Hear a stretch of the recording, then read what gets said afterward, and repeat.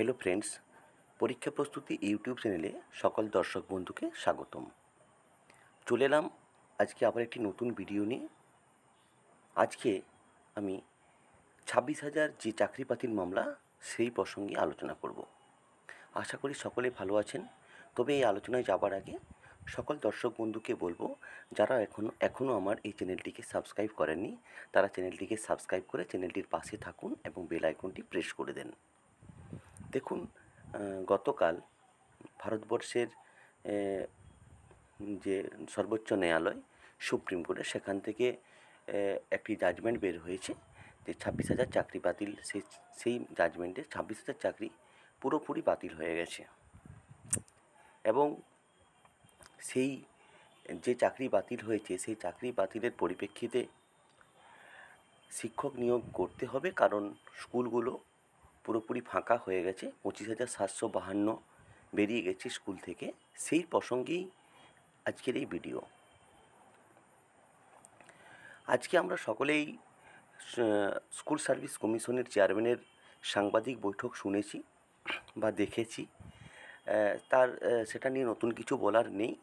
তবে অনেকেই বলছেন কারা এই জায়গাতে সুযোগ পাবেন পরীক্ষাতে বা কারা বসতে পারবেন। 2016 সালে যারা পরীক্ষা দিয়েছিলেন তারা কি অংশগ্রহণ করবে, না নতুন যারা আছে তারা অংশগ্রহণ করবে?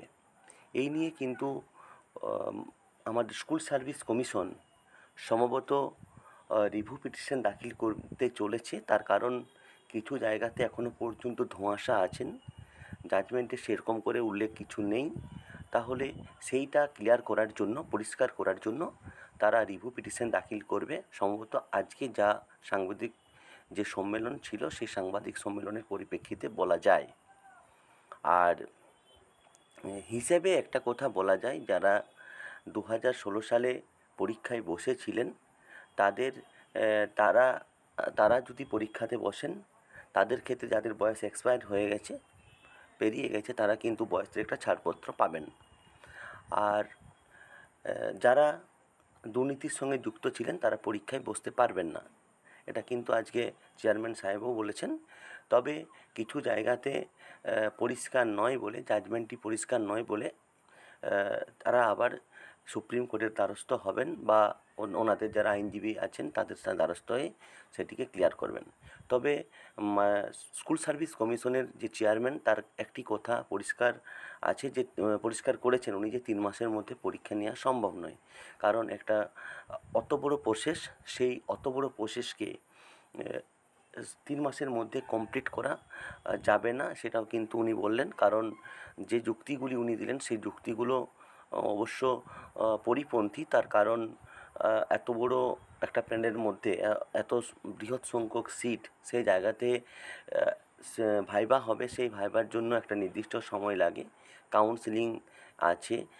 এইটা হয়তো আমার মনে হয় যে ওনারা যে 3 মাস টাইমের কথা বলছেন, সেই 3 মাসটা হয়তো ওনারা আরও প্রে করবেন সুপ্রিম কোর্টের কাছে, যে হয়তো সময়টা বাড়ানোর জন্য।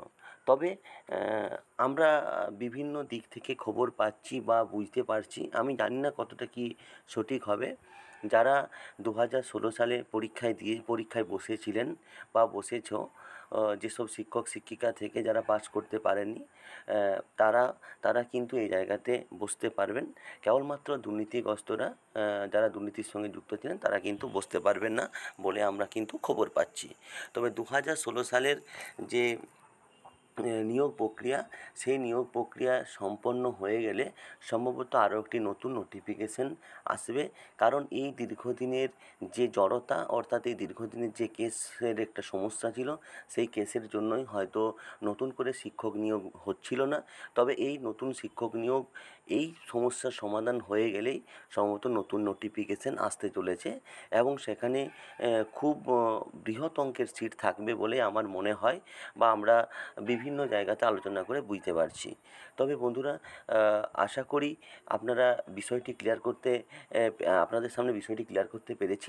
আপনারা বুঝতে পারছেন যে 2016 সালে যেসব ক্যান্ডিডেট পরীক্ষায় বসেছিল তারাই পরীক্ষা দিতে পারবে বলেও আমরা কিন্তু শুনতে পাচ্ছি। তবে সেটা সম্পূর্ণ ক্লারিফিকেশন করার পর আরও পরিষ্কার হয়ে যাবে। তবে নতুনদের জন্য হয়তো আরও একটি নতুন নোটিফিকেশান আসবে এটা সম্পূর্ণ হয়ে যাওয়ার পর।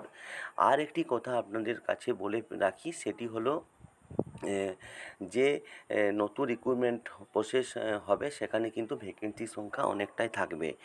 আর এখন পর্যন্ত যে এই 25,752 নিয়োগ হয়ে যাওয়ার পরেও পশ্চিমবঙ্গের কিন্তু স্কুলগুলোতে প্রচুর পরিমাণ ভ্যাকেন্সি থেকে যাচ্ছে। তবে তবে স তবে পুরো অংশটাই কিন্তু ক্লারিফিকেশনের উপর নির্ভর করছে। আজ স্কুল সার্ভিস কমিশনের চেয়ারম্যানও কিন্তু সেটা জানিয়েছেন। তবে দেখা যাক কী হয় বা কোন দিকে কমিশন এগোচ্ছে বা কমিশন কোন পথে পরীক্ষা নেওয়ার ব্যবস্থা করছে, সেটা কিন্তু কিছুদিনের মধ্যে, অর্থাৎ এক সপ্তাহের মধ্যে আপনাদের কাছে কিন্তু পরিষ্কার হয়ে যাবে। এবং আপনারা যারা প্রিপারেশন নিচ্ছেন তারা কিন্তু প্রিপারেশন শুরু করে দেন, কারণ পরীক্ষা ছাড়া এর কোনো বিকল্প নেই। আর আর আরেকটি প্রসঙ্গ এই জায়গাতে উঠে আসছে, সেটি হলো ওভারেজ। ওটা আগেই আমি বললাম, যারা পেরিয়ে গেছে তারা কিন্তু ছাড় পাবেন, অবশ্যই ছাড় পাবেন। আজকের এই প্রসঙ্গ ছিল। যদি আরও নতুন কিছু তথ্য পাই আমি আপনাদের সামনে তুলে ধরব। সকলেই ভালো থাকুন, সুস্থ থাকুন এবং পরীক্ষা প্রস্তুতি ইউটিউব চ্যানেলটির সঙ্গে জুড়ে থাকুন।